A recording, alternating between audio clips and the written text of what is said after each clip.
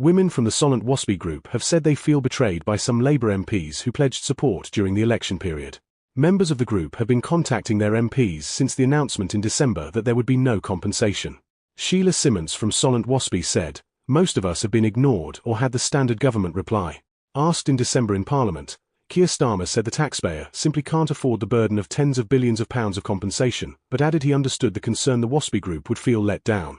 The WASPI campaign estimate 3.6 million women lost out financially because the government did not adequately communicate the changes in the state pension age over a number of years, meaning people could not properly plan for their retirement. They have been asking for compensation, saying many women were forced to work up to 6 years longer than expected or face financial hardship in older age. Mrs. Simmons said, "We are baffled why those Labour politicians who stood with us, campaigning with placards, have now changed their tune." She also raised concerns that a report from a parliamentary ombudsman in March 2024 recommending compensation be given to the women has been ignored.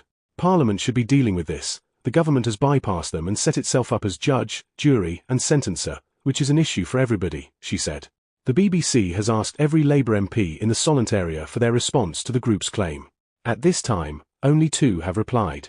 Richard Quigley, the MP for Isle of Wight West, said he understood where the group is coming from, adding he stood with WASPI campaigners for genuine reasons. He said he understood the government's decision but was also disappointed by it. Neil Duncan Jordan, the MP for Poole, said he didn't support the decision to deny any compensation to those who were clearly let down by the state. Mrs. Simmons said the campaign was regrouping and assessing its next move. "We will keep going. If they thought we were going quietly go away, they've misjudged us completely," she said. She said they hoped the all-party parliamentary group on state pension inequality for women would raise concerns when it next meets. 2 Hampshire MPs, Liz Jarvis and Julian Lewis, are members. A government spokesperson said, "We accept the Ombudsman's finding of maladministration and have apologised for there being a 28-month delay in writing to 1950s-born women. However, evidence showed only 1 in 4 people remember reading and receiving letters that they weren't expecting, and that by 2006 90% of 1950s-born women knew that the state pension age was changing. Earlier letters wouldn't have affected this. For these and other reasons, the government cannot justify paying for a £10.5 billion compensation scheme at the expense of the taxpayer."